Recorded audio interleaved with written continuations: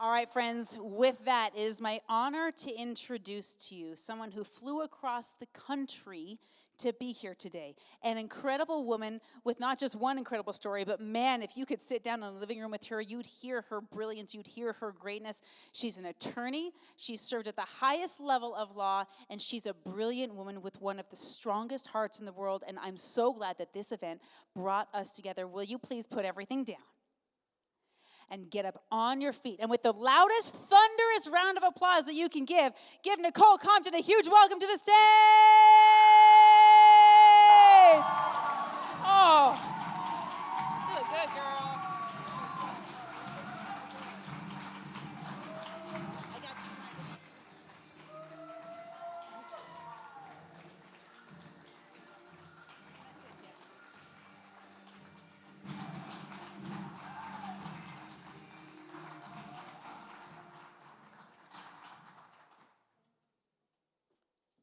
Okay, if you would, repeat after me. Every moment of every second of every day, I can change. Why? Because Nichole said so. Hi, I'm Nichole Compton. I'm a teen mom who's unemployed. I have so many kids that even the woman who lives in the shoe, she doesn't know what to do. Except that every second of every moment of every day, you can change. You can do a complete 180. So that's what I did. So I reintroduced myself to you. Hi, everybody. I am Nichole Compton, attorney who owns 3 businesses, has 3 degrees, and was recently sworn into the United States Supreme Court Bar. A complete 180 from what statistics told me that I was supposed to be. You see, change happens in our lives, whether we give it permission to or not, every day, but you gotta know that you can make a change. So, change happens all around us. Nature, naturally, is always changing, and it doesn't ask us for permission. No, it just happens, right? Time, it changes. The weather, it changes. Winter, spring, summer, fall, our seasons, they all change. Man, did y'all hear about the 8 inches of snow in Florida on the beach this year?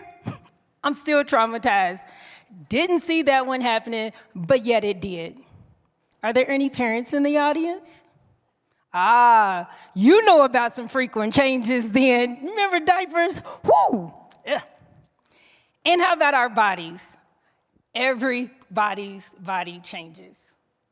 Yeah.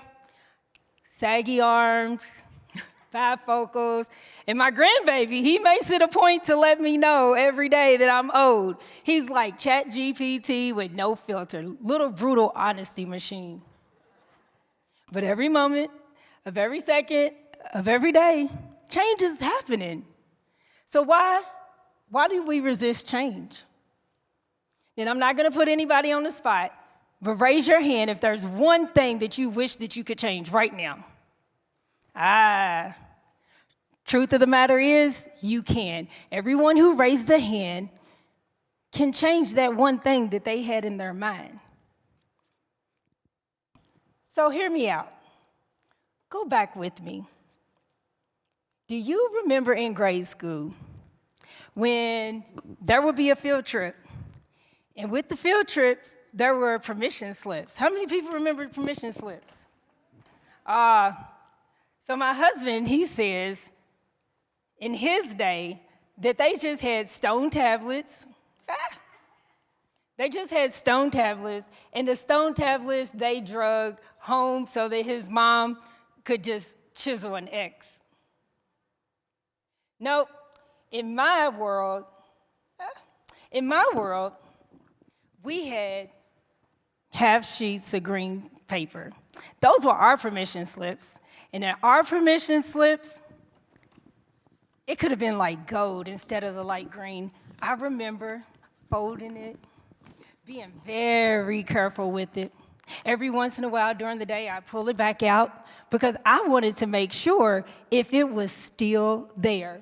See, these permission slips, these were better than Willy Wonka and their chocolate factory winning ticket, because with my parents' signature on it, we got to do things like go to the zoo. We got to go to the museum. And in my hometown, we had the Louisville Slugger Bat Factory. We got to do that too. So I remember holding it and treating it like it was my Smeagol. It was so precious. Any Lord of the Rings fans? Right. So today, I'm going to give you 3 permission slips. And I can say from everything that I've been through, I understand how it is when you need permission to change. Permission slip number 1. I want you to be bold and start today. Now, I remember when the first time that I went to Florida, it was almost like the air was fresher than I had ever experienced. It was like that the palm trees, they waved, almost ushering me in, telling me, why don't you stay? Here's some peace and serenity. See, I had found my happy place. So, after one of my hardest moments in my life, a lupus diagnosis, a suicidal teenager, that divorce, because I didn't stay with the jerk. Right, thank you. I didn't stay with him. Instead, I found myself, give me a second, I'm gonna get us back on track. Instead, I found myself wanting to start my life over. I had lost an election that was very public, and I just wanted to find happiness. I wanted something different. So I packed everything that I owned in my little bitty SUV, and what did I do? I moved to my happy place. I went to Florida. No, not that Florida with the 8 inches. I went here, and it was awesome. But you know what? I didn't ask anybody. However, I was decided that I was going to live my life the way I wanted to, and I was going to be bold with it. Nobody had to agree. I didn't have to ask anyone. But there's always that one person that will give you that unsolicited advice, right? For me, it was an old lady in curlers in the salon right before I had moved away. And I can remember her clutching her pearls and saying, oh, you shouldn't be doing that. Well, what if? See, she had never been more than an hour away from where she lived her whole life. And that was her choice. But I chose that I was going to live boldly. And if it didn't work out, so be it. But I had to take a chance. And you know what? Later, there were attorneys that told me, oh, you cannot have a virtual practice. That's impossible. Not only is it impossible, it's improper. But little did they know, for a year, I had already been doing it. I had been meeting with my clients on Zoom, and I had been flying back and forth for court. And you know what? Now, I ended up with a successful practice. My clients were happy, my trials were won, and I had found that happiness that I was looking for, and I reinvented myself. Now, after COVID, it's commonplace to have a virtual practice. Everybody's doing it.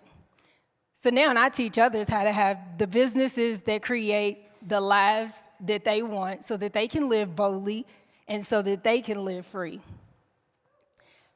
The only thing about that, you can live boldly in your dreams and your imagination in the future, and it won't matter. There's no perfect time other than now. So that's why I say, Be bold, but start now. See, the wealthiest place on earth is a cemetery. It's where ideas, inventions, dreams, cures, apologies, and words unspoken go to be buried every day with the people who say, maybe I'll do it tomorrow. Because there's always later, right? I got a new perspective on time. Time equals wealth. A mentor of mine, I remember him telling me how he looks at time. And every year, annually, he gets a new calendar out, he opens it up, and he divvies up his time. He thinks through what task he's gonna do, what things he wants to accomplish that year, and then he looks at how much it's gonna cost him. Not in dollars, but in time. I can remember him being so giddy.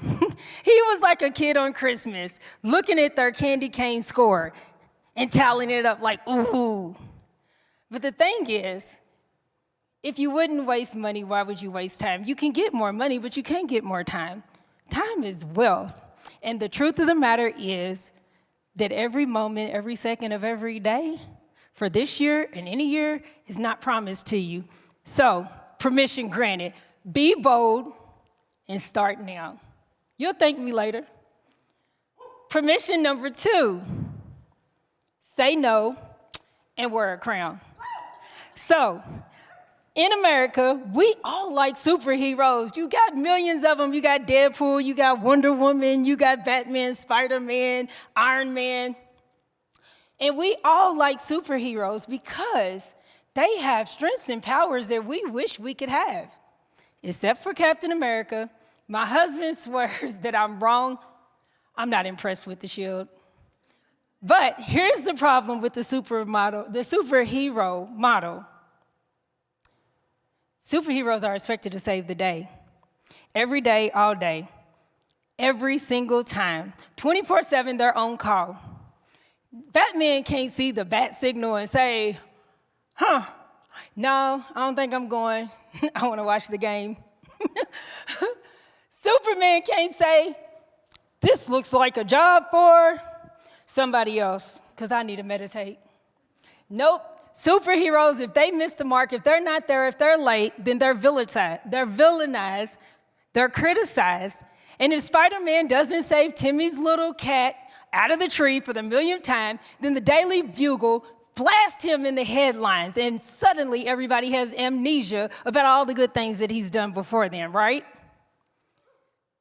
Does that sound like your life and how things are going with you? Well, I propose this. Superheroes and kings and queens, they have the same purpose because they all save the day. But consider if you traded your Superman cape for a crown. See, nobody rushes into the queen's chambers while she's taking her bubble bath and tell her that she needs to meet their demands immediately. No, Her Highness will see you at 2 p.m. and not a moment sooner. And you know what? They wait patiently. They respect her, and she prioritizes her self-care. See, she's not afraid to say no. And you all, let me in on a little secret. No is a full sentence. Yep, when she says no, they listen. They understand that her no is not neglect. No, it's not neglect, it's wisdom. Her self-care, it isn't selfish. Nope, it's strategic. And her boundaries, they're not barriers. No, they benefit everyone because if the queen is taken care of, she's going to make sure everyone else is taken care of. So which would you rather have, the capes or the crowns?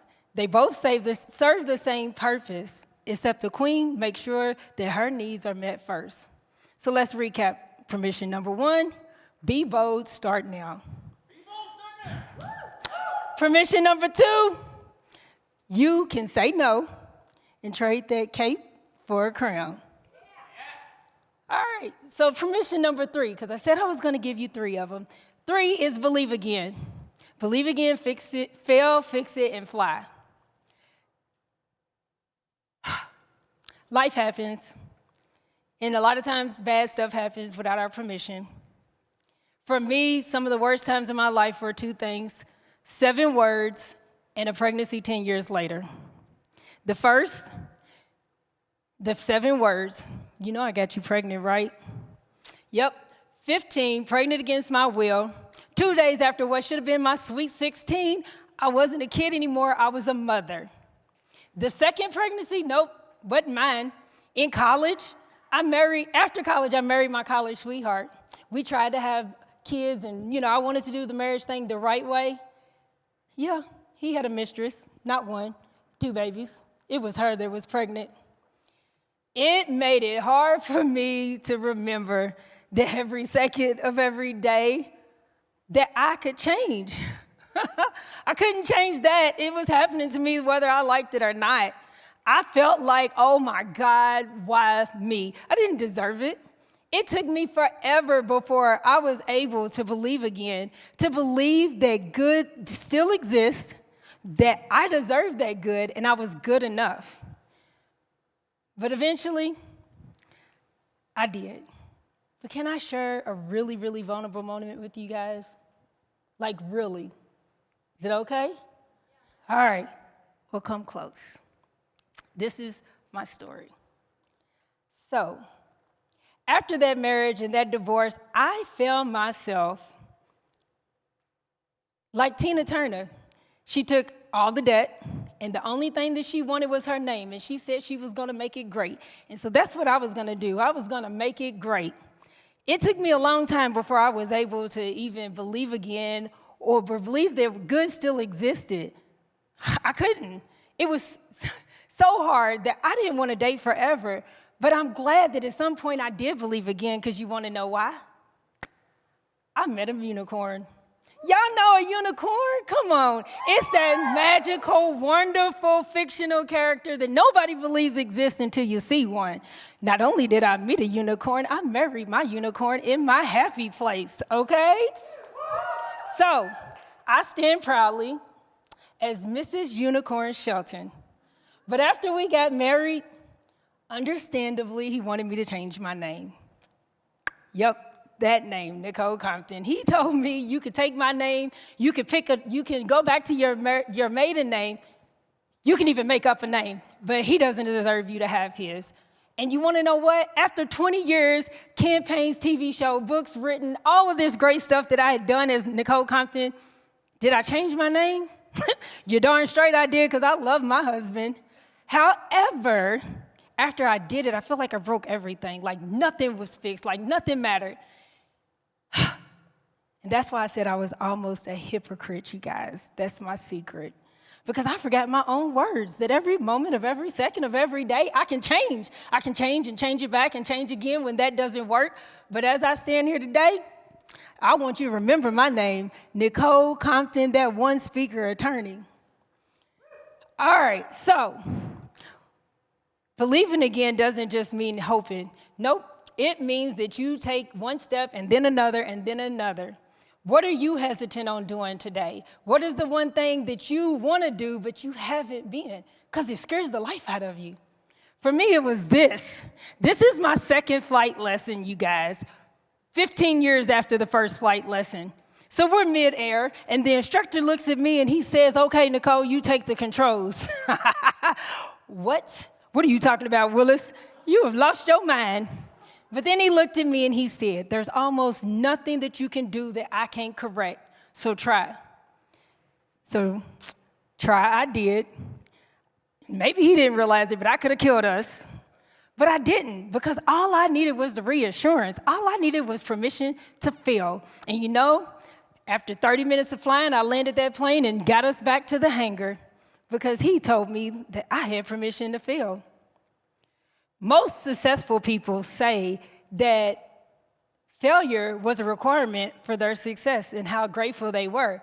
Take the light bulb, for instance. Edison didn't do it on the first try, nor did he do it alone. It took not the second, not the third, not the fifth, not the 150th, but 10,000. And his perspective was, he just found 10,000 ways that didn't work till he got to the one that did. So in other words, he took one step, then another, and 10,000 more. So believe again, because you can fix it after you fail. Let's recap. 1, be bold, start now, make every moment count. You can start that business, learn the new language, take that trip alone, dance like no one's watching. However, you might end up on TikTok. But the point is, do it now. Number 2, trade that cape for a crown. You have permission to skip that next meeting if it conflicts with your child's recital. Just make sure to put your mask on first and secure your crown. Number 3, believe again and again and again and again. And if you fail, forgive yourself, fix it, and move forward because you can fly. So, your mission, should you choose to accept it, is to get a paper and pen or go over to my table, and I've already printed you one out, or you can scan my QR code on the last one. But I want you to make your own permission slip. You can write the 3 that I gave you to start with, but I want you to do your own. And promise me this, that you will sign it after you fill it in. If you would, real quick, stand up for me. I want you to say it with me this time. Say it like you mean it. Every moment of every day, I can change. I can change my mind, my path, my life, and I can change the world. Because that's the key. Now, here's one last thought for you. Your permission that you give yourself is valid forever. It doesn't expire. It's not revocable, and it doesn't self-destruct. So take it and use it. Give yourself a round of applause.